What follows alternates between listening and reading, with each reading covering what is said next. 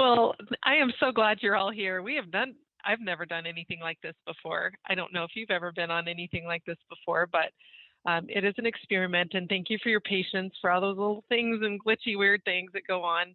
But I'm really glad you're here. My name is Alice Buron. I work for Cigna with the state of Wyoming. And really, my job is to really provide resources and programs to help you be as healthy as you can be.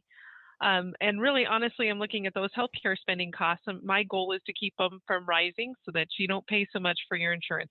That's the bottom line. So I'm the guilty party for coordinating the Week of Resilience, and in particular this event. And I'm so glad you're here. This one I'm so excited about, put a lot of energy into, and I hope you enjoy it. Hey, if you have any questions though, feel free to email me at wyominghealthylife@cigna.com about anything going on this week, because we have quite a full week. So Mary Rogers is our speaker today. So we've already had a chance to mingle with her a little bit. She is the kitchen resilience cook together expert, and she's going to be doing the one dish skillet dinners, which I have never done, and I love to cook, so I'm excited. But before we begin, I just wanted you to know about a couple of items. So first, this presentation is going to be recorded. You can watch it, you can share it with others, and it's going to be on that same page where you registered for this event. So anytime we get that up, it'll be in the next few days. Just give us a little bit of time to try to do that. We're going to do it as quickly as possible, and we'll tell you why later, because there's a little secret surprise at the end. So we're going to keep that presentation up through April, so you can go see it at any time. If you're watching this as a recording, then you can just access that through April. It will be off in May, so just make sure you watch it in April or by the end of April. Anyway, another thing to just note that you're going to be muted pretty much throughout the presentation, just to keep things kind of streamlined. We've got quite a crowd. So excited that we have so many that are watching this, but that can get a little confusing if we hear a lot of kitchen noise. So we've muted everybody, but if you have questions, please do chat them. We'll try to address them.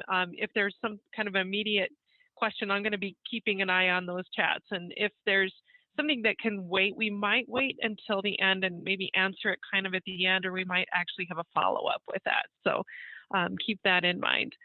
As far as the whole entire event, though, real quick, I forgot to say, if you attend 3 of these presentations for the Week of Resilience, you're going to be entered into a Yeti mug drawing, and I'm going to be drawing those names based on a survey that you complete. So I'm going to be sending out a survey here in the next day or two, and really your survey response is like the ticket in the hat, and I'm going to pull that name out, and once that we'll do the drawing, I think in the first week of May, just so that I can make sure everyone can watch the recordings as well.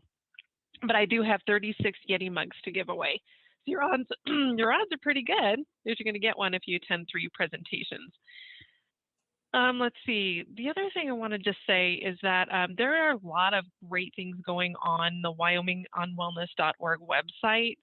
And I just want to make sure that you know it's available for you. There's going to be more and more resources as we go on and gear it up. So please do check often, WyomingOnWellness.org. With that, I was going to talk a little bit about our surprise. I think I'm going to wait to the end to talk to our little special surprise.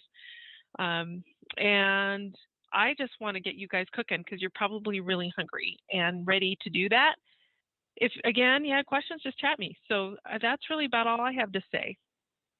Okay. Mary, take it away. And I'm going to let you introduce yourself, because you are like you have an amazing background. Maybe you can do that while you cook. Save a little time. So I'm Mary Colette Rogers, Healthy Kitchen Companion. I want to welcome you to, what did we call this? The Kitchen Resilience Cook Together, where we're going to be learning about the Skillet method. And that's the fast, easy, economical way to get tasty and healthy meals on the table. And I am joined by Lauren Kingsbury, who's doing the filming, thankfully, so we can get some good close-up shots. And Lauren and I run a nonprofit called The New Kitchen. And the mission of The New Kitchen is to introduce a new view of the kitchen, not as a place of tedium and toil, but as a pathway to good health. We hope that you can begin to see the kitchen as your partner in helping you achieve good health by being able to make and eat deliciously healthful meals. And by that way, then we hope that you can see that you can really take control here. You don't have to be a sitting duck. You can be a part of making yourself healthy. And as Alice was talking about at the beginning, reduce your own healthcare costs. And I'm sure the state would appreciate it too. So we can all become a healthier country and nation. So let's go ahead and get started with talking a little bit about that resilience theme, because the title of this class is Kitchen Resilience. And so you might just be wondering, what in the world does the kitchen have to do with resilience? And so I want to start by just talking about, well, what is resilience to begin with? And when Alice and I talked about doing this class, it made me really think about, well, what is resilience? Because it's a common term and it's thrown about a lot these days. And so I thought about it and said, to me, resilience means that we can suffer adversity and difficulties, but we don't break and fall apart. We make it through. And since that time, I've also run across a couple of articles, and my definition pretty much lines up with what some of the other experts are saying. For instance, one guy was saying, to him, the term means being able to continue functioning relatively normal despite adversity. He says we might struggle, but we basically continue to show mental and physical stability. And then another expert added a helpful twist. She said, yes, resilience is steering through adversity, but it's also learning from it. And I kind of like that twist of learning from it as well. And so given these definitions, so what might this resilience look like in life? And well, as you know, we all face all sorts of challenges. Some of them are really big, like chronic diseases or job disruptions or just serious illnesses or pandemics come to mind. But then there are also smaller things that can be just as, not as challenging, but they can be challenges too. Like you had a bad day at work, or if you forgot an important appointment, or you didn't get a project done at work or something like that. And with resilience, you're able to, the word we're using is bounce back from that. And you have what it takes to work through it, or to manage it at least, and to come out the other side. And then there's an additional element that Alice and I have talked about, and that's the idea that in addition to bouncing back, what if we could also maybe bounce forward? And by that we mean, could adversity be an opportunity to become stronger? And like that one expert said, that we could learn from that adversity and develop skills and capacity to better deal with future challenges. And I'm sure you've all had this experience, but it made me think about when I look back to the past and think about some of the tough times that I've been through, I realize that, wow, they did make me stronger. I do have greater strength and ability to weather future storms because I know that I've made it through something in the past. And so it's a thought to think about that, yeah, adversity that we're going, especially the one that we're going through now, could be a springboard to get strong, to a stronger place in life. So that's kind of like defining resiliency. But I want to, before I move on and talk about kitchen resiliency, I want to add a caveat. And that is that maybe at this point, you're not feeling like you've bounced quite back. Maybe you haven't realized any silver linings from the pandemic yet. And I just want you to know that I don't mean to put any pressure on. This is just, it's a process that you go through and it takes time. And so I don't want you to feel pressured, but just this is a thing to keep in the back of your brain through the health fair. You're going to get lots of ideas that might help you, but you have to let that process unfold and don't feel bad if you're not bounced back already, okay? So we've talked about what resilience is. Now let's talk about what is kitchen resilience, because you might be going, what in the world does the kitchen have to do with resilience? And if I can get to my notes here, there's actually a very close connection between the kitchen and resilience. And that's because I told you our mission. Our mission is to help you understand that the kitchen is your primary highway to good health. So let me explain the thinking here. First, you have to understand that there's a close connection between good health. That's a key component to greater resilience. Just think about if you're in poor health, I mean, your stomach hurts, you have a headache, you have a sore throat, how well are you able to deal with challenges that are heaped on from the outside? Not very well. But compare that to when you're in good health and you've got good energy, your brain is clear, you can deal with outside challenges a lot more easily. And so that's why we want to talk about how can we keep our health good. And the kitchen is a key pathway to good health. And the reason for that is that we know that lifestyle factors figure into our health in a big way. And there's lots of those lifestyle factors. There's good sleep, good exercise, relaxation.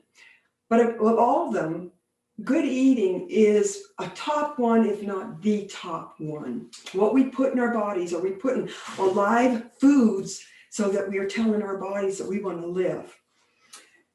And so, because the fact is, you can't buy good nutrition in a microwavable box, right? And I know we'd like to go to Target and just buy that box and stick it in the microwave, but it doesn't work.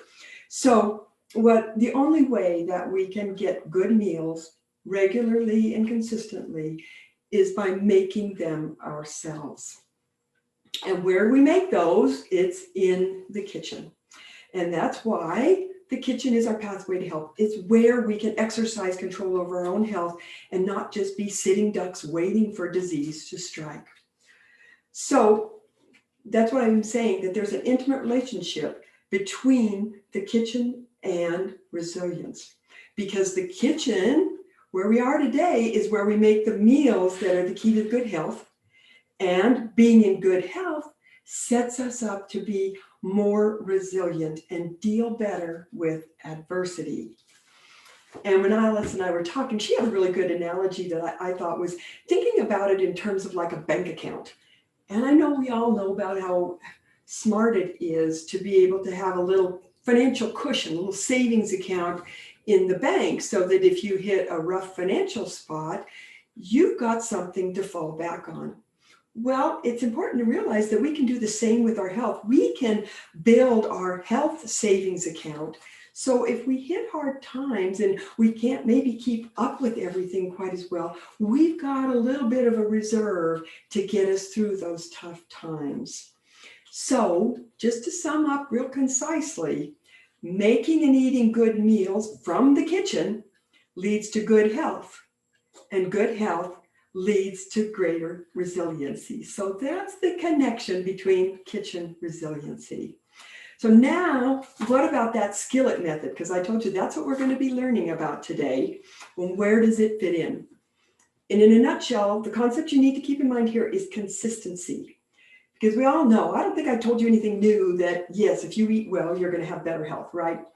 But one key that's often missed is this idea of consistency. It's great if you can do one good meal like tonight, or maybe you do a couple weeks before you fall off the wagon, or a couple, every weekend you get one good meal, and that's great.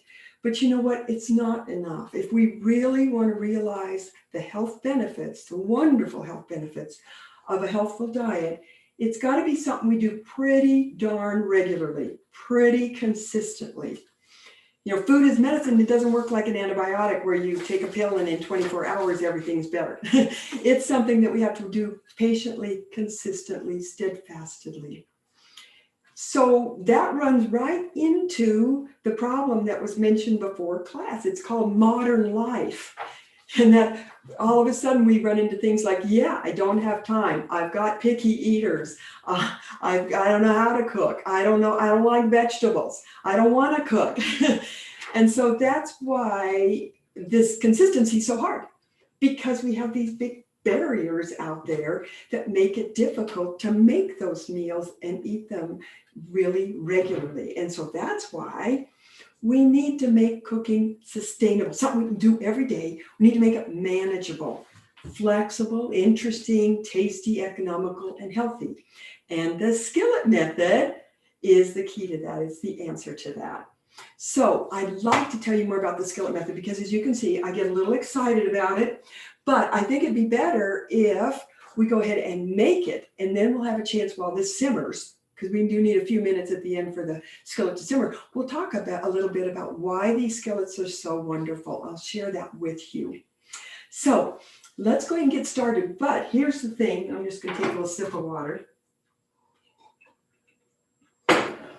The thing is that in the new kitchen way, we get started cooking by getting prepared to cook. A lot of people race in the kitchen, got no idea what they're going to be making, no recipe, not the right ingredients, and they struggle. And that's why, because they're not prepared to cook. So let's talk about the three main parts of getting prepared to cook. And I hope that today we're going to have them all done. And I want you to notice, do they make cooking a lot easier for you? Because then maybe you can adopt that as part of your kitchen resilience skills. Okay, so three parts to getting prepared. The first is what we call big mise en place. Mise en place is just a fancy French term that means everything in its place. In other words, you're set up to cook. And we talk about the big one because these are the big things that you need to do before you even enter the kitchen. Now, isn't that interesting that you actually start cooking before you even come in the kitchen? And you need to know, number one, what you're going to make. That would be obviously helpful, right? And what you're going to put with it. You want to have all your recipes that you need, and you need to have the right ingredients. Now, happily today, we got all that taken care of for you. That's what I sent you, shopping list, recipes, all that kind of stuff. So you don't have to worry about that if you've done your shopping. You've got your big mise en place in place. Then the second thing you need to do is your little mise en place. And this is the more traditional use of the phrase mise en place. That means just getting all your ingredients and your equipment out so that when the onions are almost done, you're not going to be burning them trying to find your broth or whatever it is that needs to go in next. Okay. And I think that I gave you a list, and it looks like this, and I'm sure that it looked like all of you were here. Oh, it's okay. I think, I think you probably all saw it. And I think I saw you all. It was great to see you getting to class early and doing that setup. But if you haven't, this is a good time while I'm talking to go ahead and get that set up. The other thing you need to do then in the part 3, we've got big mise en place, little mise en place, and then part 3 is to review your recipe and have your game plan. And in today's packet, you're going to see that I sent you two forms of the recipe. And I will, Lauren, if you want to just get a little closer. And over here is the simplified version. And then over here is a little more detailed version. So you're probably wondering, why did Mary send me 2 of those? And the reason is that, maybe back that up just a little more. Yeah, there you go. The reason is that I'm sending you this simplified version so that you can quickly grasp what we're doing here today. Because a lot of times, I've noticed this, that people get hung up on a lot of words. And this one has quite a lot of words on it, right? And so people get hung up reading each instruction and trying to put it together. And that's why I say, before you ever start cooking, why don't you read the whole recipe over just quickly so you kind of know how all the pieces are going to fit together. And I think that's easier to see with this simplified version. And the way I write our recipes is I put them in rows. Each row is a step of the recipe. And so in each row, you'll have the ingredients that you need for that step and the instructions. And so in this particular recipe, we've got our first step is sauteing the aromatics, and those are your onion, bell pepper, and chard, the stuff that I have right here. Those are called aromatics. And then we're going to be putting in the hamburger, which I've got back here. Then we're going to do our seasoning, and this is where your spice packets come in. I've got mine, I put mine into spice jars or spice containers here, but it's the same thing that you have. Then we're going to do the dump and stir. That's it says step 3. I missed and didn't get that to identified as step 4. But that's where we're going to put in the broth, tomatoes, beans if you're using them, and the chard. And then we stir it up, cook it. pretty well done, except for one critical step, which is this step down here, taste and adjust to make sure that it tastes good just for you, and then we'll serve. So I hope that gives you a good overview of where we're going so you don't get too hung up on the specific instructions. What I also hope you'll see is that in the new kitchen world, we talk about each one of these steps as being a cooking Lego. And that's why today we're going to invest some time to learn these different cooking Legos. Because what you can do then, and we're going to find out about this, is that this is a formula. This is a structure, an outline. And you can plug different ingredients in, come up with completely different dishes. So that's one of the great things about Skillet that we're going to learn about today. And you can see over here on the far left, this sort of gives you, we've got our aromatics, our protein, seasonings, main veggie and liquid, and then starch and fun at the bottom. Okay, so that gives us a pretty good idea of where we're going. And Lauren, I'm going to stop for just a second. Do we have, or Alice, can you tell me, do we have any questions before we get going? There's just a question about if they received the recipe, and that was in the packet, correct? That's right. There's a link with your handouts, and in that handout, you'll get all of the stuff that I'm going through right now. Okay. Okay, good. And I'm glad, I hope you'll print it out because it'll be really helpful to be able to follow along if you can print it out. Okay, so we're going to go ahead and get started. And normally, if we looked at this recipe, the first thing we would do is start sauteing the aromatics. But today, I don't know how many people have ever used chard before. And so I don't want us to get busy sauteing things and maybe have them burning while we're learning about chard. So we're going to actually start by learning about chard, and then we will go on to sauteing. And I want to also start out and mention something that I'm sure I have a lot of more experienced cooks. We talked to one before class. And so I apologize if I'm telling you stuff you already know, but we've got quite a larger group. And so I think that I want to make sure that I keep everybody up to speed. So please forgive if you get some information you already know. Yeah, and we've got a question, I think. Someone asked if they couldn't find chard, would kale substitute? Kale will substitute, yes. You probably don't want to use the kale stems. We're going to use the chard stems. They're a little more tender. They will cook in the amount of time we have. The kale stem you could use, I encourage you to use them. They just take longer to cook. So let's not try to do that today for you, okay? But otherwise, you'll be doing pretty much the same thing we do, okay? You might have to cook it longer than the chard leaves because it's a little bit tougher. But no, this dish, I've made it before with kale, so you're going to be just fine.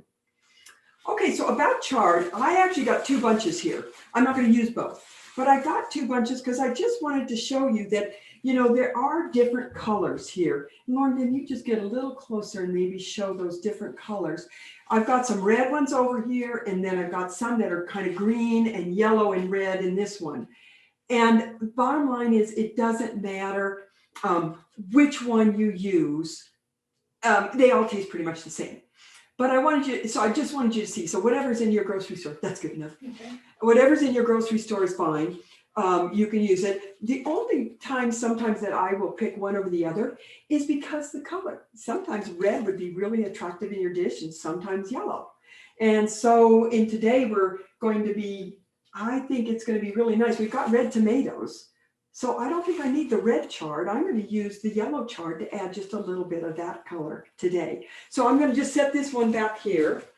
And then we're going to go over, and the first thing to do is to wash the chard.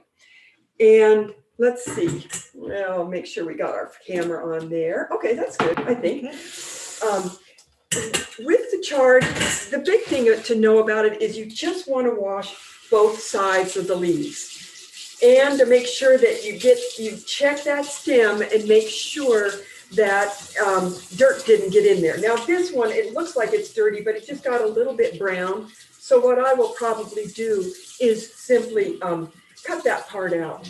But you can see what a lovely color. Some of these are more green. Now here's one that's almost pink, which is really nice. And then here's the ones that are deeper yellow, which I really like as well. Let's see. And so washing chard is not hard. Now, if you've got the kale, you've got to, it's often much curlier.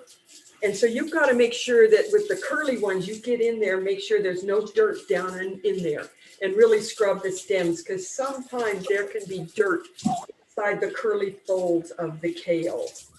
Okay, and now I've just put that all into my cylinder here. Yeah, and I'll She just, said, are you using organic chard? I am, but whatever you have is fine. And, why don't you bring that up at the end of the class, maybe, or Alice, if you can jot that question down, because I'd like to speak to the organic issue, because sometimes can be something that can be another barrier on healthy eating, okay? Yeah, so now, before we get started with the onions, I want to show you one more thing. And Lauren, Lauren, you stay there. I'm going to come up closer. Because what I want to show you now is that we need to stem the chard. And that simply means that we're going to pull the stem out from the chard. Now, why am I doing that? It's because today we want to learn about cooking with greens. Greens are super healthful, whether it's kale, collards, or chard, super healthful, so you want to learn about that. What you need to know, besides washing it, is that there's actually two parts to the greens. There's the leafy part and the stem part. And often the stem part is a little tougher than the leaf part, especially with the kale and the collards. So what we want to do is we want to separate those two. And I'm going to show you a little more slower motion in a minute. We want to separate those two so we can cook them separate. The stems we're going to cook a longer time because they're a little bit tougher. We're going to cut them smaller than we are the leaves. So that, and you're going to see that. But now let's just go ahead and stem them. And to do that, I turn it over upside down like this. And then I use my pointer and thumb finger, or pointer finger and thumb, and go ahead and just kind of pull the leaf away from the stem. Now, if that's any problem at all, let's see, can you just tip that up? What you can also do is just lay it down on your board, take your pair. Let's see, just a minute, we'll do it again. Okay, you got it there? Okay, good. Okay, you can lay it down on your board and just cut out the stem as well. That works as well, okay? So either one, go ahead and stem your chard, and then Lauren, would you also show that you're there? But you can see I'm kind of laying that chard in a nice organized pile, and you're going to see why it's going to help a lot when it comes time to chop those leaves. So now I'm going to go ahead and I'm going to keep doing this in front of you. And, it's not an exact science. Don't worry, you don't get every darn bit of leaf off of there. It's okay. This is one advantage of having really big leaves like this, because you only have to do a few instead of a bunch of little ones. But we'll just go ahead and get those down. And now here's this one that I have that's got the bad spots on it. I will probably just put this one to the side and compost it. Although the top part's okay, so I'll do that. But we'll put that part over there to the compost. There we go. And then we'll do, this is my last leaf. And then I'm hoping everybody is okay that we got that done. And then Lauren, can you show? Okay, good. Now I'm going to take my nice organized pile of leaves and put it back in the colander. There we go. And just reserve that for a minute, okay? Because we're going to need that in a little bit. And I'm going to put my stems right here on top too, because we'll need those in a minute. But right now, we're ready now to start cooking. I just noticed I got a lot of water on my board, my thing here. I'm going to mop that up before it starts going onto the floor. Okay, there we go. Okay, so now I'm already up here by the camera, and that's a good thing because we want to go ahead and chop the onion. And it's really important to have a system for chopping your onions. And the reason is that almost every recipe starts with chopping an onion. And if you get distressed over chopping an onion, well, that can be a barrier to cooking healthy meals. So I've got 2 onions here. I'm going to cut one just kind of quickly so you can see the process. And then what I want you to do is then you'll cut this next one with me, okay? So this is the way I cut the onion. And no, if you've got a good organized process already, use it. But if you don't, check this out. I start by cutting the ends off.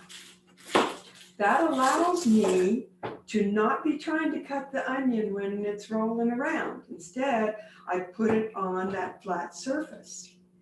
Now I'm going to go ahead, okay, now I'm going to go ahead and I take my knife, my hand's on top so it's out of harm's way, and chop down through it. Now, did you notice I did not try to peel that onion when it was still like this? That'll take forever. Now, once I've got it cut in half, look how easily the skin just falls off practically. So now I'm going to go ahead and I'll put that half down flat on the board and peel the other half. There we go, and put that down. Now what I do is I take my middle finger and my thumb and hold the ends of the onion and slide my knife under. So my hands are pretty safe. And now what we need to do though, before I start, is look at my recipe and see, how does it say to cut the onion? It says to dice it to 1/2 inch. Dice just means cut in little squares, one way then the other way. So that means that these slices should be about 1/2 inch. Okay, there we go. They're 1/2 inch that way. And by holding it like this, it kept the slices together. Now I can go in the other direction and get my onion chopped this way. And one of the things I like about this is it comes out with nice, evenly sized pieces. And when we start sauteing, you're going to see why that's important. So watch me again, and then we'll do the second onion. And you can follow along with me, or you can start now if you remember. But then I go this way, and I go to my 1/2 inch dice. And I'm going a little bit faster because I've got a feeling most of you might have a pretty good onion cutting technique. But if you're new to cooking, maybe you don't. So then we're going to go through one more time. And I know that this is kind of a long and tedious process, but it's so important for us to know how to chop an onion. Because like I say, practically every recipe starts with it. Okay, so now we'll set that aside. And now I've got an onion chopped for something else. That'll be nice, all ready to go. We'll saute that later. So now we'll go ahead and we're going to start with this one. And before I do that, I'm actually going to turn my pan on. And let me talk just a second before I do about the pan. When we're making a skillet, this skillet is pretty much a one-dish meal. So that means everything's going to go in the skillet. So obviously you need a skillet that's pretty darn big, right? So mine is probably close to a 13-inch skillet. And if you don't have something like that, you can just use 2 smaller skillets, and that's okay too. The other thing about this skillet, it's got a real good heavy bottom. And you can get by without that as well. But just the reason that people always call for a heavy bottom skillet is that it's just almost impossible to burn things when you've got that good heavy bottom, okay? So if anybody has more questions about what's a good skillet, we can talk about that afterwards. And don't forget, if you don't have it on already, we're going to need the lid for your skillet, or some lid that fits your skillet. You may not have an exact lid for this skillet. But because my skillet is heavy bottomed, it takes a long time to heat up. So I'm going to go ahead and turn my skillet on medium heat. If your skillet is a little lighter, you can wait a minute because you don't want to get it too hot.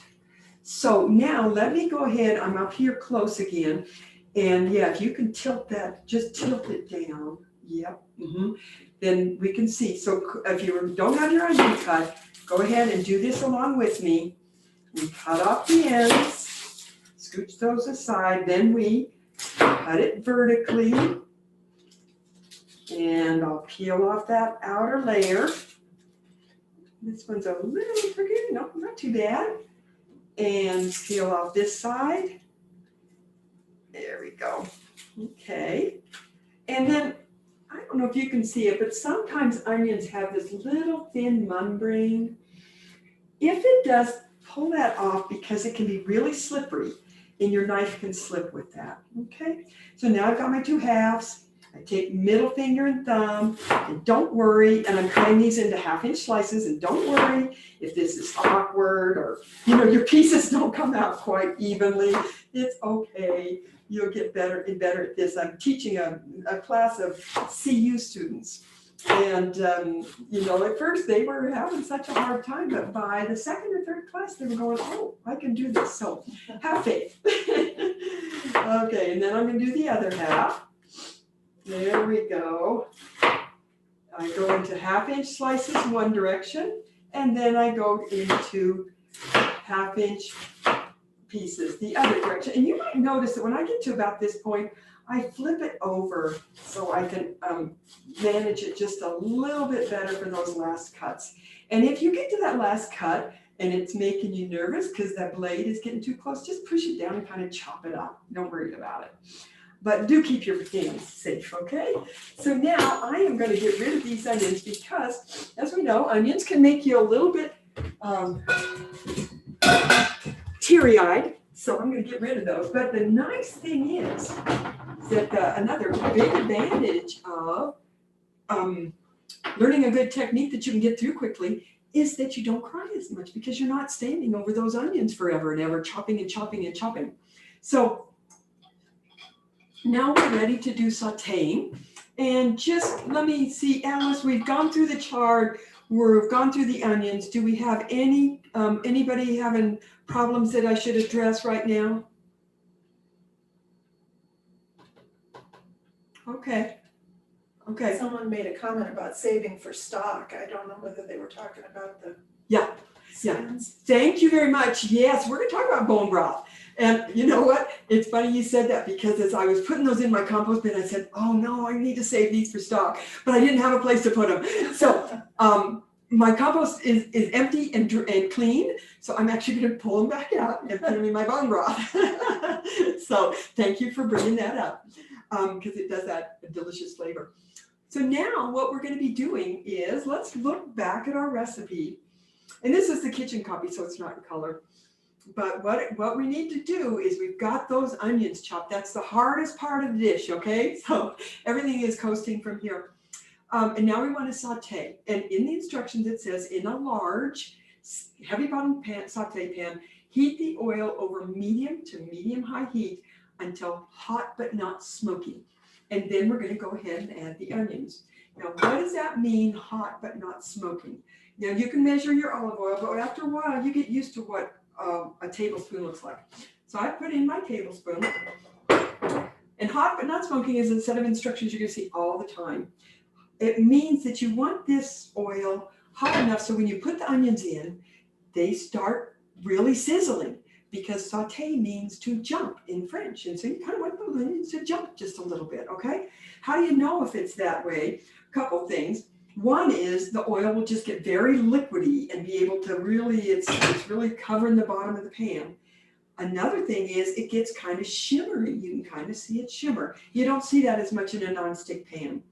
The other thing you do, if all else fails, you haven't figured out, you just put a few onions in. Don't throw them in, put them in gently. And I just put those in and I'm just hearing a little tiny sizzle. So it's not quite ready, but it won't take long at all. So what I'm going to do, and this is one of the things we want to learn about cooking if we want it to be something that can be efficient and not take too long, is we want to always be rolling ahead. So if we're at a lull and we're just waiting for that oil, we want to go on to the next step and see, well, what comes up next? Well, what comes up next is we're going to dice the pepper. And so I put my onions in a prep bowl. And I meant to tell you that at the beginning of class, that I forgot to put down in your equipment list to have a prep bowl. But that's just a bowl like this, any kind of bowl. So that if you're waiting for the pan, you can put those in here and we can start cutting the pepper. Now, I'm assuming that you washed the pepper already. Big thing is make sure you always wash around that stem because I like to use that part and I don't want it to be dirty. So the way that I cut the pepper, and I'm going to come up here a little closer again, is I cut it right to the side of, are we okay there? Okay. I cut it right to the side of the stem. Then what I can do is I can reach in with my thumb and just pull out that seed pod. And what's nice is I waste very little of the pepper, because peppers can be expensive, and there's just a little piece there that I actually just kind of broke off. Okay, and so I just pull out that seed pod on this side as well. A little bit of seeds there, and if any seeds gets left in there, I just take and bang them on the sink a little bit and get them out of there. Okay, so there we go, and we are ready to go ahead. We're going to be dicing, I think. Let's look at my instructions and see. It says a large green bell pepper, because we want to get lots of vegetables in this dish, diced to a 1/2 inch. So it's going to be just like the onion, which makes sense because you kind of like your vegetables to be sort of similar size so they can be compatible. Okay, so now I'm looking and I'm betting this oil is pretty hot.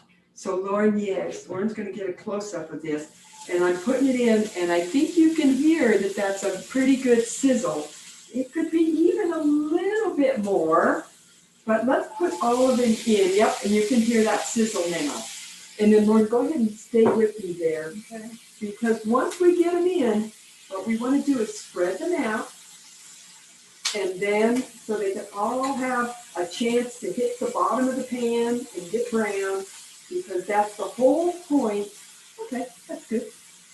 And that's the whole point of sauteing, is to brown things. Okay, so and the reason you want to brown is because that makes them much more flavorful, and that's what we're always trying to do with cooking in pepper. There we go. And that's what we're always trying to do with cooking, is build flavor. And if you compare raw onions with onions that have been browned, you'll find the brown ones are a lot more flavorful and tasty. So we're going to just leave those. I don't want you to keep stirring them. Put your spatula down, because we want to give them a chance to brown. And if you're stirring them all the time, they can't brown. Okay? So, and by the way, all the instructions on how to saute are in your handout. If you don't get all this, don't worry about it. You can just read that afterwards. Okay, so now on the pepper, let's see, do I need to come up a little bit on this? Let me do that. What I did on the pepper is I cut off the one end, that curly end, and then I cut off the other curly end.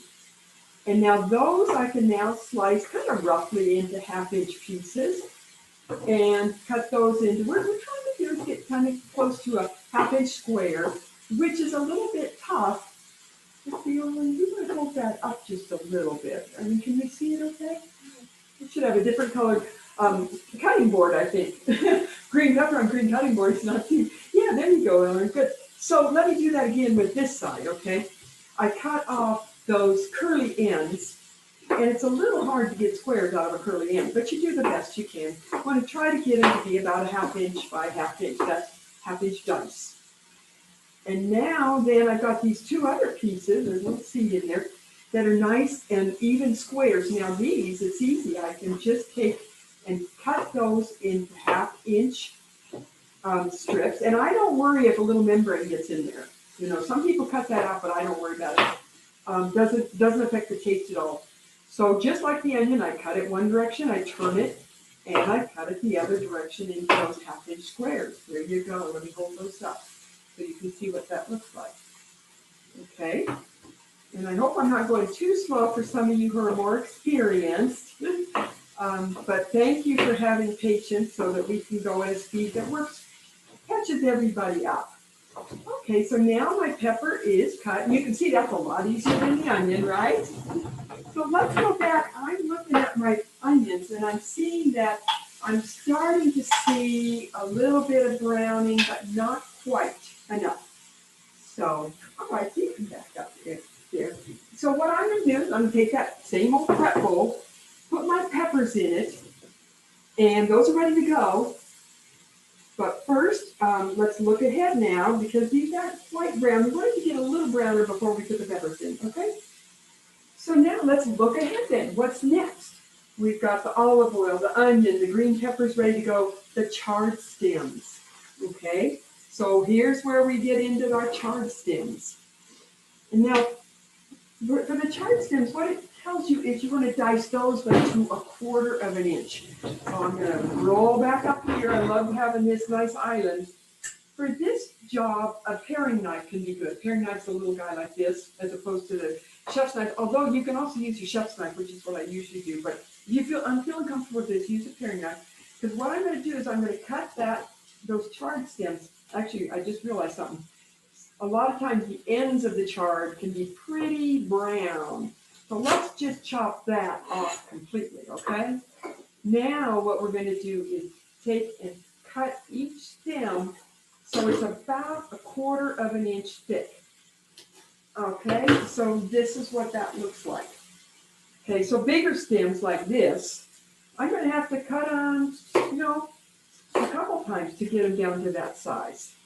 But the smaller stems, just once down the middle, because then just like the onion, we cut it, and the pepper, we cut it one way vertically. Now we're going to cut it the other way, and it's going to be just about 1/4 inch.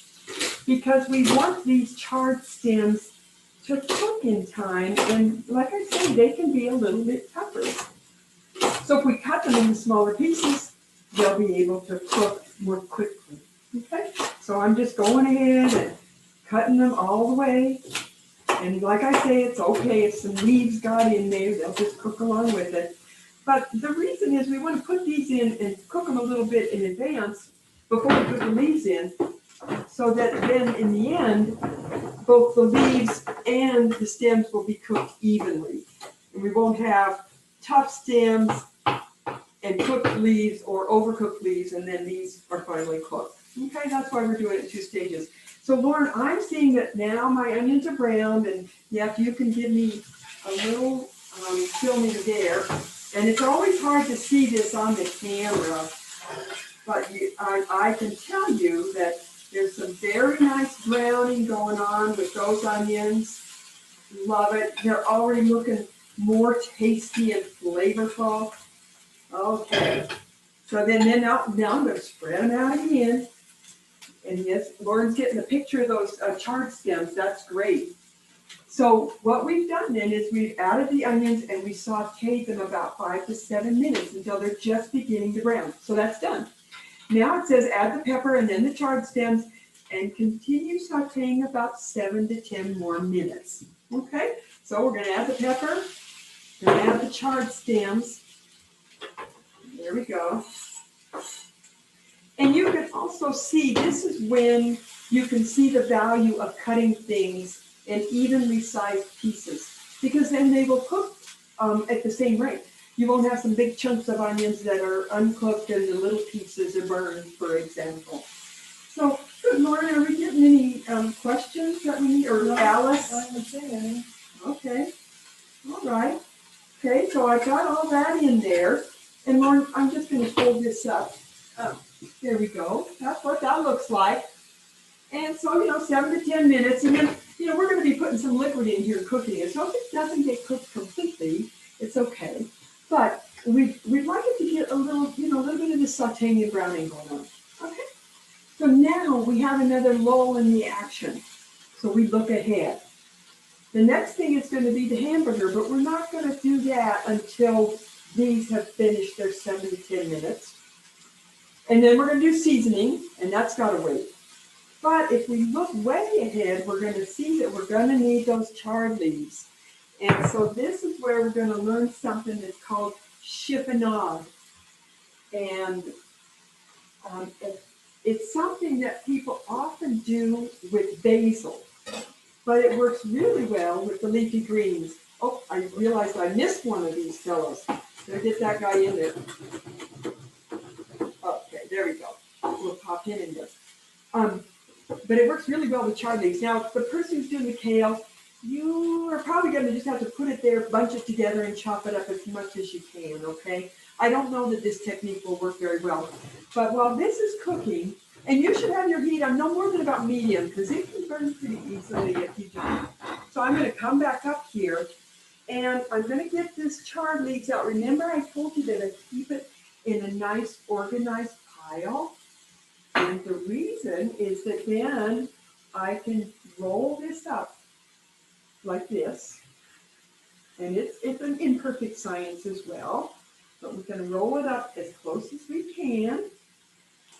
And then what we can do is cut it one way and then the other way. Are you noticing a pattern here? We cut things one way, and I believe the recipe says into 1-inch pieces. I don't want to let go of my roll here though to find out for sure. But we'll do them in about 1-inch pieces, 1.5-inch pieces. So we cut it that way. Now you can even turn your whole board at this point.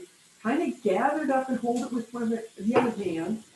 And we're going to go ahead and cut it the other way. And we're going to end up with pieces that are roughly 1 inch in size, square. And now, no, you're not going to have them perfect. It's a little too unruly for that. But we do want to get the pieces somewhat small because once they're cooked, they can be kind of gangly to eat if they're too big. Okay, so do try to get that as well as you can. And then I'm going to stop for just a minute. And Alice and Lauren, you can let me know, how is everybody doing? Is anybody falling behind? Do we need to slow down? I'm going to give everybody a minute.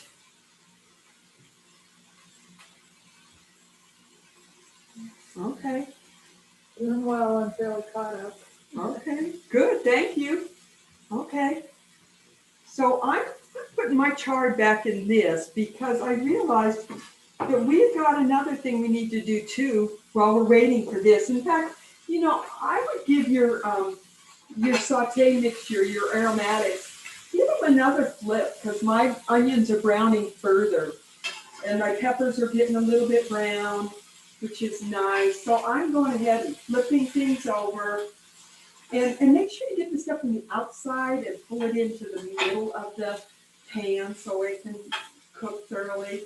And then we just spread it back out and we'll let that be, how about another, I would guess another 3 to 4 minutes, which is going to give us just enough time because as I'm looking ahead, I missed the darn garlic. We've got to do garlic. So I'm going to come on up. And now I did tell you that in your ingredient list, I think, that you could also use the garlic that comes in the little jars. It's all prepared. That could be fine in a recipe like this. But if you've got the fresh garlic, just learn how to work with that in case you're not already familiar with that. What I did is I just pulled off all the cloves, and this is garlic that's from my farm share. And so it's very dry. So as I cut off each of the ends, the peels just fall off. Someone's asking how big are the pieces of the chard? Oh, the chard, they're a 1/4-inch dice. In the recipe, it'll tell you a 1/4-inch dice. So that means you want to slice the stems so they're a 1/4-inch wide, vertically. Then you gather them all together and chop them this way so that they become a 1/4-inch Maybe they were square. talking about the leaves. Oh, the leaves. Okay, sorry. What's the question is? How big? Oh, how big? Oh, they're roughly, let's see what it actually says. Yeah, the instructions say 1 to 2 inch squares. You're not going to get them into squares because, we're dealing with something that's not exactly symmetrical like that. But let's look at, these are some of the pieces, 1 to 2 inches, you can see. And they're not all exact for any means, but they're about that size. Okay? Good. Okay. Alrighty. Well, feel free to keep, if you have any other questions like that, just put them in the chat. Okay. Okay, so now with our garlic, the way I start is I always cut off both ends. And sometimes, usually what happens is that then the clove just falls out because my garlic is so dry. And so, but if you have one that doesn't, I think you've probably all seen chefs on TV who do this dramatic smash down and then it comes off, and you can do it that way as well. But a lot of times they don't cut off this tough end, which I'm going to just show you. Let's see. Can you see that line on screen? Yeah, that tough end. Do you see that? I don't like to put that in dishes because it's tough. So I always make sure I cut that off. And then you can smash it, or I often just cut off the other end, and then the garlic clove falls out. Now, garlic is something that people like at different rates. I happen to like garlic, especially when it's cooked. I don't go overboard, I don't think. But I think the recipe will tell you that you can go anywhere from 1 to 2 tablespoons. And I'll probably be closer to the 2 tablespoons. But if you're a little bit sensitive on the garlic, then don't do that. But now I'm going to go back, and I think that my saute is about ready. So for the next step, and that is that we're going to add the hamburger now. Okay.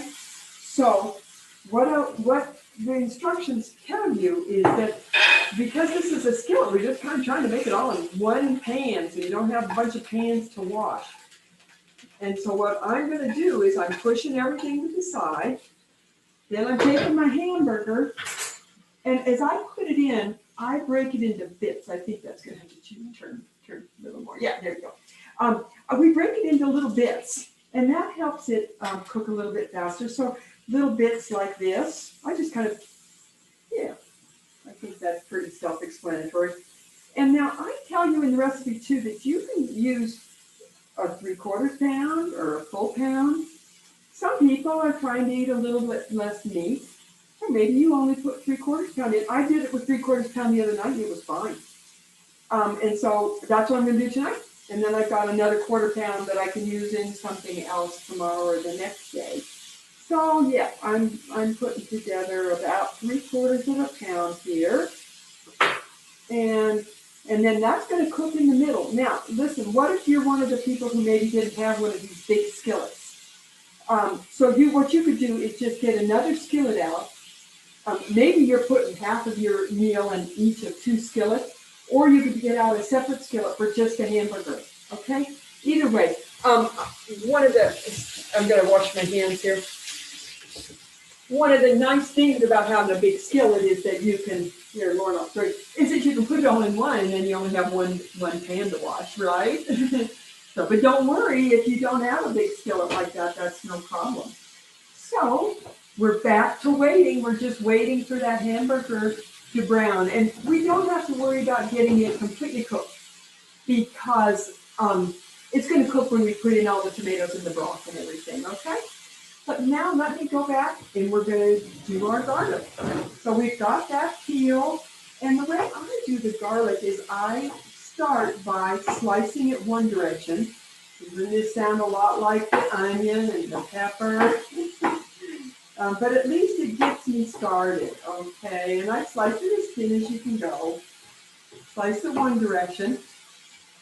And then we will chop it the other direction. And with this, the way we do garlic is we put the point of the knife down and we just keep one hand on top, it's safe. And we just go back and forth until we get that garlic chopped. And generally, when I think of chopped garlic, you scrape your knife every now and then. When I think of chopped garlic, I think of it about 1/4 inch pieces, 1/4 inch square pieces. Of course, it's going to be very rough. But and if it's minced, like say you're going to put it in a dressing where it's not going to get cooked, and it calls for it to be minced, you want to go quite a bit smaller than that because you don't want to get a big chunk of garlic. That doesn't taste so good. But in this recipe, we are going to be cooking the garlic. So, if I don't get the pieces all just perfectly tiny, it's not going to be a problem. All right. Hello, Mary. Yes, Alice. We have a comment that someone uses the garlic mincer tool. What are your thoughts on that in this recipe, or a recipe that calls for chopped garlic versus minced garlic? Oh, what kind of? The tool. Oh, the tools? Oh, sure. I'm going to answer that more, but first I just need to take a look at your hamburger. Mine's getting brown, so I'm going to go ahead and flip it. And as I flip it, I'm going to take the end of my spatula and kind of break it up into bits, because we'd like that hamburger to get mixed up thoroughly around the dish. So I'm going to try to break it up as it cooks, okay? Okay, now let's talk about garlic. I think a garlic press is what I've heard it called. There might be other words for it. Absolutely, use anything. If you found a press works for you, you bet you use it. I don't. I've experimented with them in the past, and the reason I don't is that I always have my knife out, And, you know, after a while, you just get good enough with a knife that it's just not a problem to do. But a lot of people don't like to work with the garlic, and you get it on your hands and stuff. And so it's fine to use a garlic press. I find that then you have to clean the darn things. That's what I don't like. And so, and especially if you do it with the skins on, and then the skin gets stuck down in there and stuff. So yeah, that's why I don't use it. But absolutely, you can use that. And do you find something that works for you and makes it more doable? You betcha. Absolutely do that. So, okay. Okay, and then I'm turning my back up so my hamburger can brown just a little bit. It's getting close. Let's see, Lauren, let's have a picture of this so everybody can see. Okay, there. Okay. So you can see my hamburger's browning. And so now we're getting ready for the next step. So we've already done step 1. We've sauteed the aromatics. We've done step 2. We've browned the hamburger.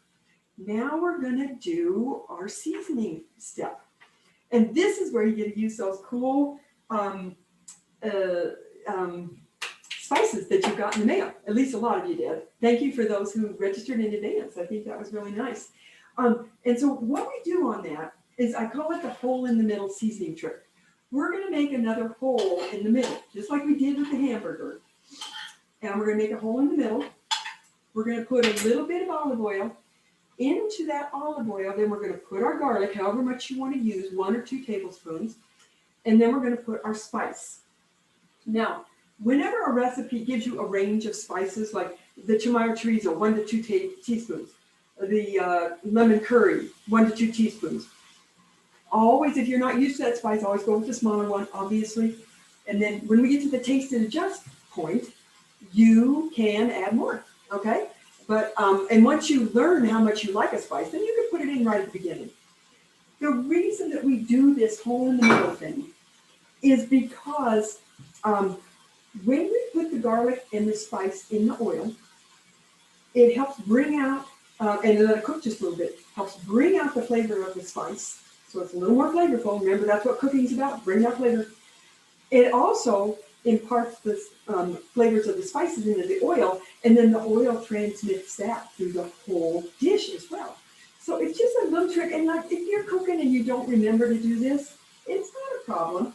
But if you do, let's see, Lauren, do you want to get your camera up here and then see this a little? Can you get close enough there?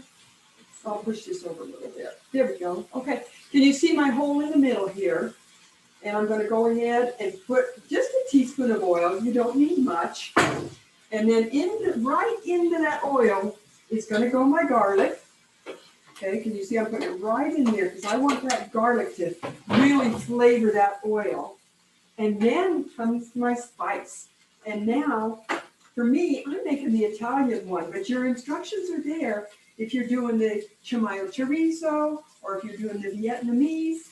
The instructions are there, but for the Italian, it calls for a tablespoon of spice, which might seem like a lot, but you know, when you're talking about some of these herbs, they're not the most powerful herbs. And so I found that, yeah, I loved having a tablespoon, but if you're nervous at all, just put in 2 teaspoons. That's no problem. And I tried to get them in there, but you saw what I did was also sift them. When you're working with the herbs, that releases some of the volatile, yummy flavors and oils from them. Now, the next thing it calls for is a pinch of chili flakes, or, you know, you might want a little bit more. Pinch, this is a 1/2 teaspoon here. I'm going to be putting in, just about that much. No, not even a 1/4 teaspoon. A little less than a 1/4 teaspoon. Chili flakes can be kind of hot. And you don't have to add them at all. But I love having them in there for just a little hint of heat. That's all I'm doing. I'm not making the whole dish really hot. A lot of Italian dishes actually do put just a little bit of chili flakes in though. So now what I'm doing here is I am just kind of mixing that garlic and the spice into that oil. And you know, you just have to cook that a minute or two. And a lot of people will say when it smells fragrant, you've probably done enough. And so if you smell that, sometimes you see chefs going like this to see if they can smell it. And so if you can smell it, and I can, that's plenty. That's going to do the trick. Okay, so, and Lord, let's see, maybe back that up just a little. So now, what I'm going to do, I'm going to break up my hamburger because my hamburger's pretty well browned and almost cooked in fact. So now I can use that spatula, really break it up. I want to start just mixing everything together, especially get those onions and peppers that have been out there just hanging out. You bring those in so they don't start burning. Breaking up that hamburger so you can really mix it all the way around into the dish. And then we're getting to the fun part, which is the dump and stir part. That's the really easy part. Someone asked why you use oil when the meat already has. Oh, that's a good point. That's a good point. Yes, my meat is really, really lean, and so it didn't have any. But if yours does, absolutely use that. That's a good idea. Unless you want to drain it off or something. But no, go ahead and use that. Perfect idea. Mm-hmm. Okay, so I've got this all broken up, everything, and just let's mix everything together. Here we go. Mix, mix, mix. And because then we're going to dump in some more stuff and stir it some more. But Lauren, let's show them what this looks like. There we go. Okay. All right. And then now we do the dump and stir. And the first thing we dump in is our can of tomatoes. I hope you got diced. If you didn't, just pull them out and you can just use your fingers and break them up if they're whole. Okay. But you want to put those in there with diced. And it may be, ooh, that got a little hot. It may be that you want to break the tomatoes up just a little bit too with the end of your spatula so they spread out more. And then I'm going to put in some broth. Now I'm using my bone broth. I told you I would bring that up. I use those onion stems in this, or the onion ends. It makes a really good flavor. So if you eat any kind of meats with bones in them, throw them in a crock pot, let them cook for a day or two, and you get free broth. It's really, really good. No additives, no flavorings or preservatives, just really good flavor.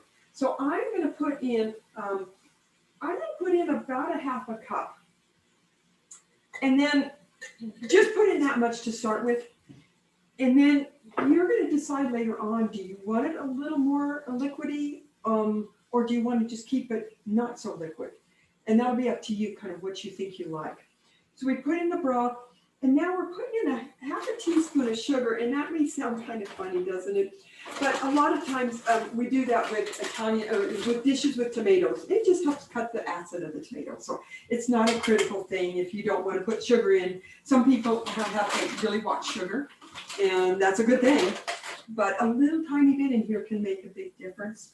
And then the other thing is, of course, salt and pepper. At this point, it's a little tough to know how much salt to put in.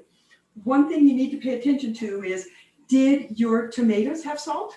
Mine didn't. My broth doesn't have salt either. But yours may be a high sodium one. You may have salt in your tomatoes, in which case, and maybe you're going to put Parmesan cheese on yours, in which case you want to maybe go really easy on the salt. But let's go ahead, and I'm going to I added about a quarter teaspoon, and maybe I'll add just a little bit more because I don't have any salt in anything else. So I'm going to add that. I'm not going to add pepper because I've got the chili flakes in there. But if you're doing, and the Tamar Teresa, you might not want to, or Northern Vietnamese, because they both have a little bit of spice to them as well. So, but you can always add that at the table too, and more salt. Then the last thing, of course, is our chard leaves. We're ready to put those in. So let's go ahead and put them in. And then we want to try to do our best to stir those down to get rid of that. And maybe a spoon would work better for you on this, because what we want to do is get them down in there. And now my skillet is boiling. So what I'm going to do is, as soon as I get these chard leaves stirred down in there, I'm going to cover my pan and then turn it down to low so it can simmer. So in case you don't know, simmers when it's just barely bubbling, or maybe just a little bit more than that. But one thing I'm noticing, and maybe you're noticing this too, is that once I get all the chard leaves in there, the liquid is almost gone. That's why I had to add a little bit more when I was testing the recipes and the original amount called for. So if you think you're going to need maybe just a little more, I'm going to add just a tiny bit now, maybe just like another couple tablespoons, okay? Yeah, so I'm going to go ahead. Mine's bubbling a lot. That means boiling. So I'm ready to put my lid on, and we're going to let that simmer. And that's going to take, they've got us doing it for at least 10 to 15 minutes. It may take longer than that, especially if you're at a higher altitude. So yeah, but make sure you turn it down. And then we want to revisit our conversation that we started with about resiliency and why we love skillets. But I want to stop for just a minute and ask if there's any other questions. And how are we doing? Does anybody have any trouble?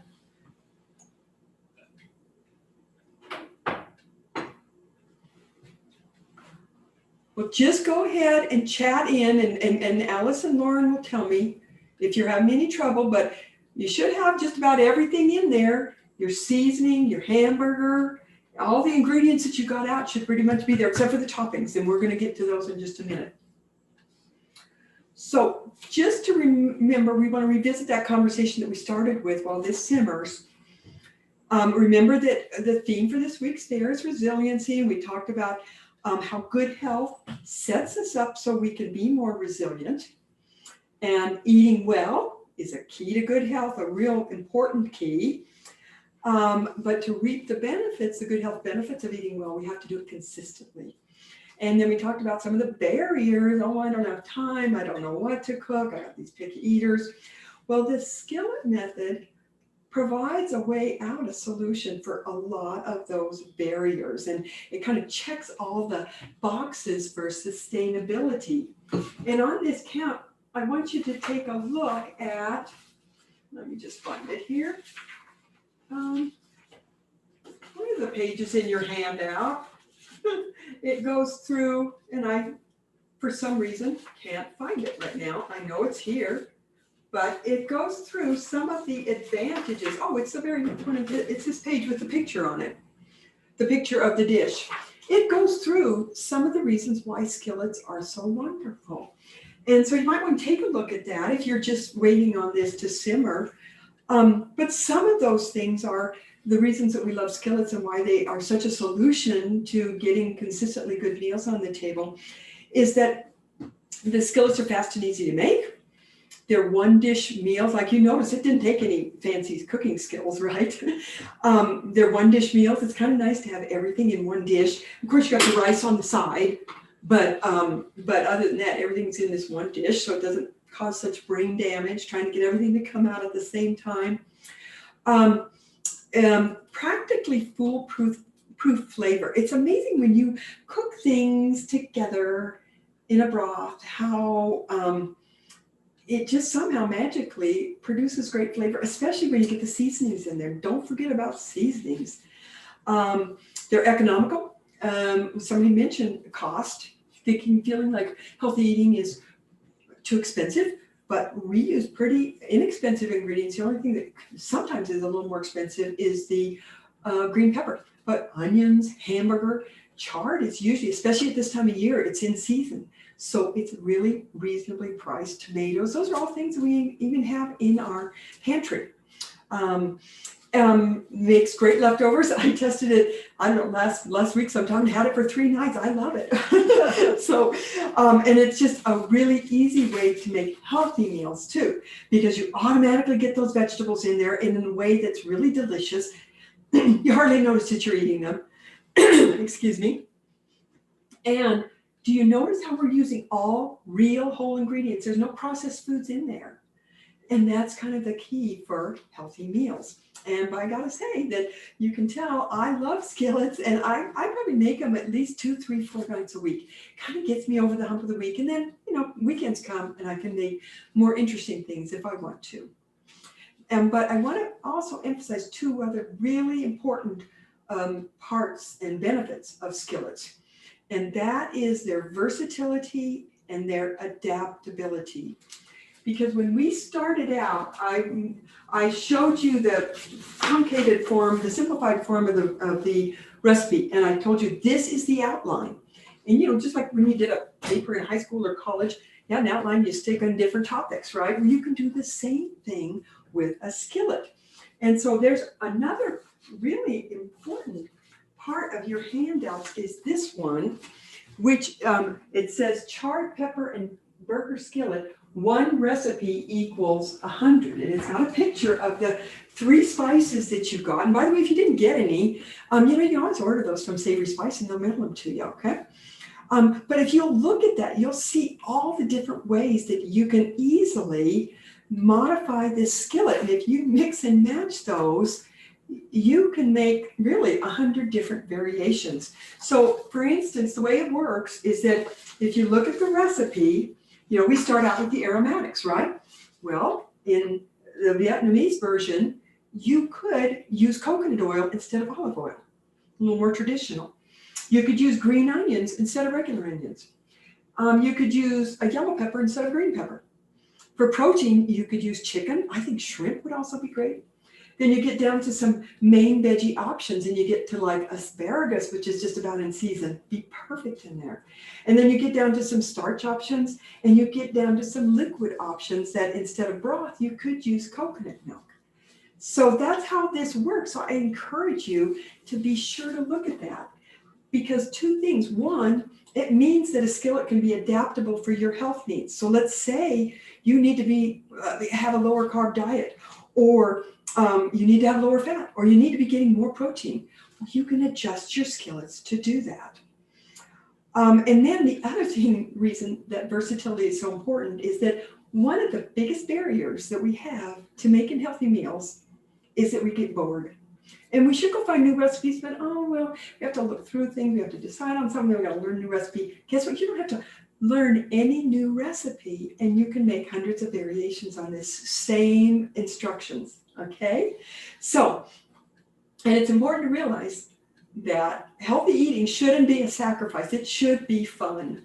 So don't think that just because you're eating healthy food, it has to be a sacrifice. It should be delicious. It should be something that you love to eat and that you'll be satisfied and comforted by. And it should be fun because fun things are things that we do. Nobody's got to force you to do the things in life that are really fun for you.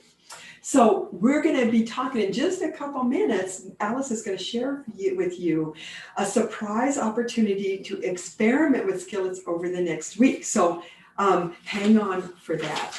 So now the last thing we need to do for this recipe, and one that's really important but often is overlooked, is 1, taste and adjust. And then 2, don't forget about your toppings because toppings can add so much to a dish. So let's take a look at what this is looking like in here. And the thing about chard is I think you can see mine and probably yours.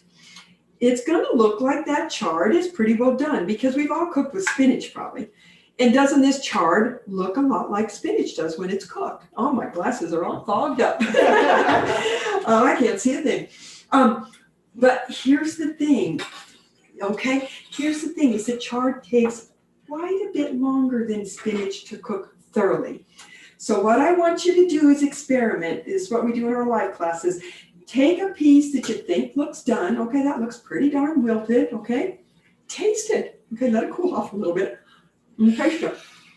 Now what you're going to find with chard is that, that's good, Lord, is that mine is still crunchy.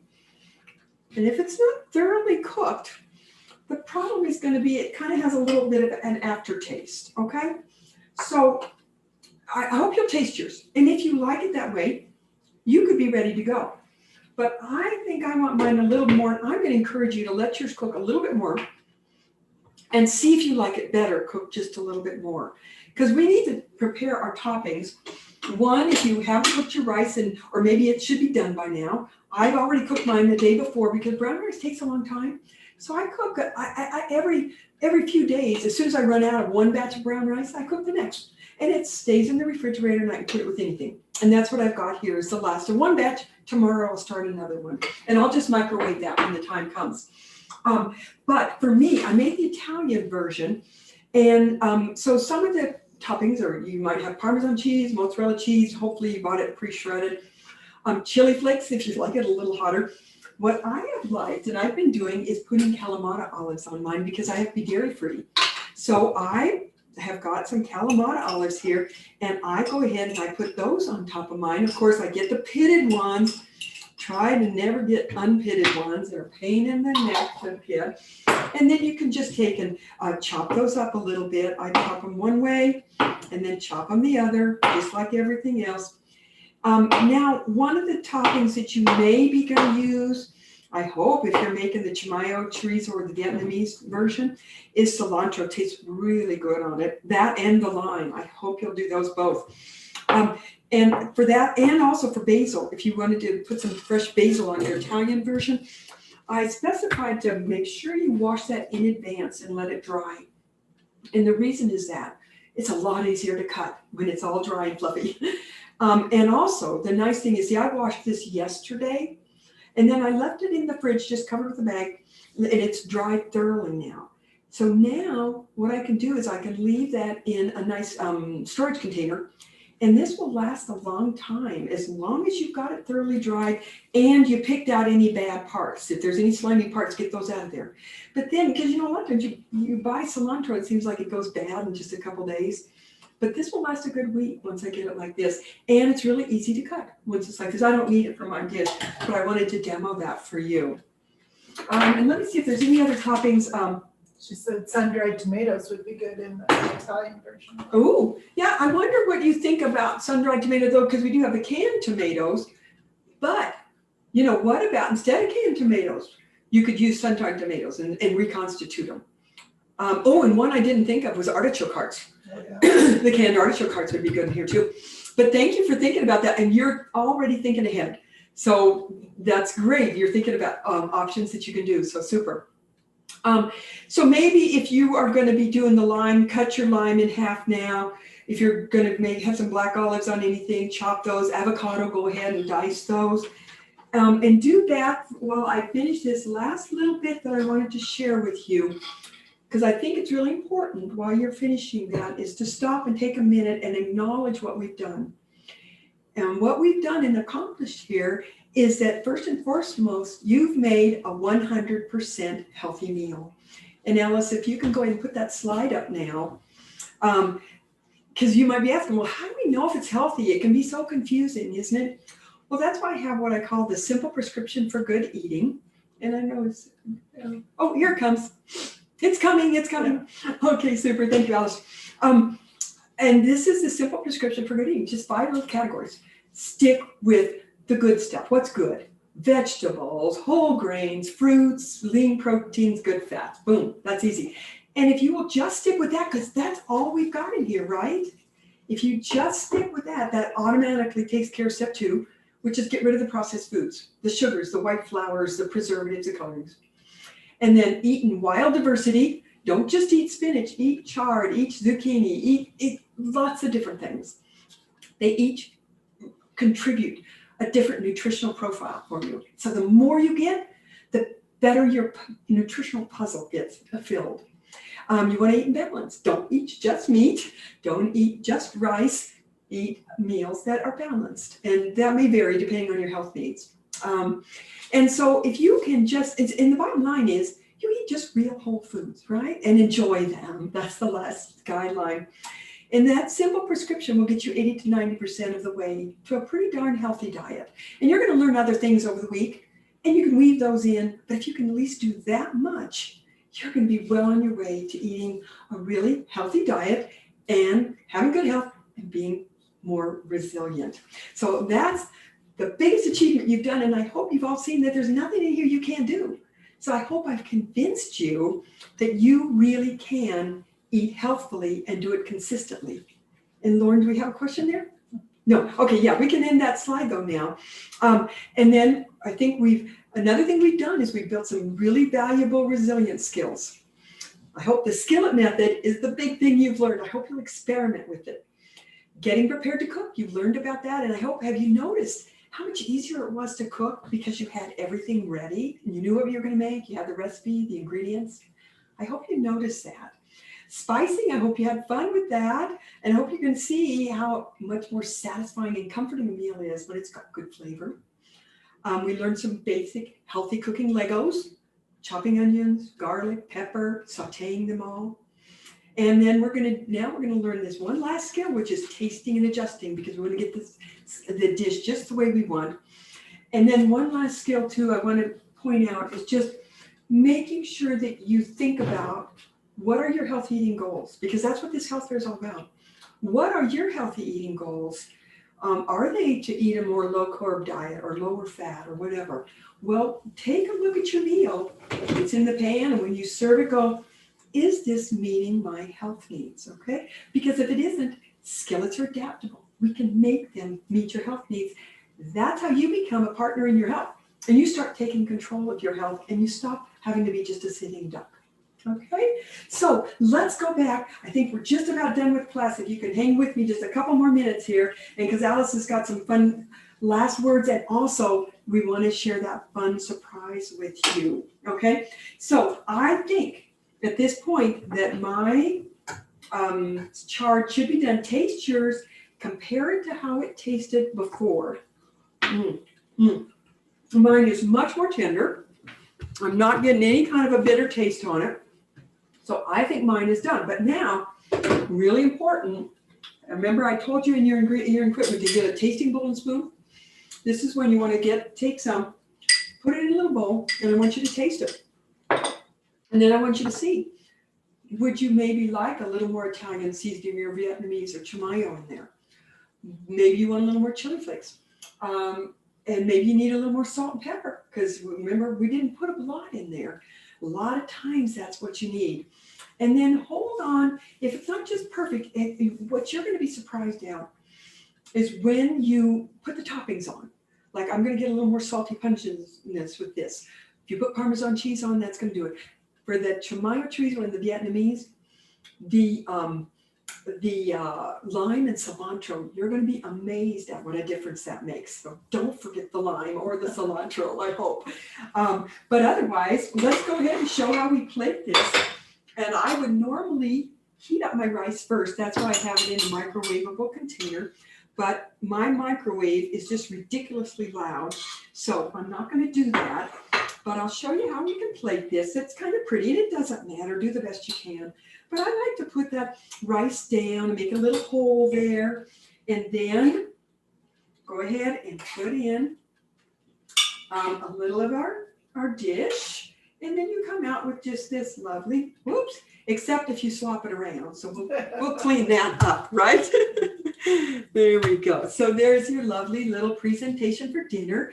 And, treat yourself to a nice presentation, because it's kind of nice. I think it makes us more satisfied and comforted by our meals.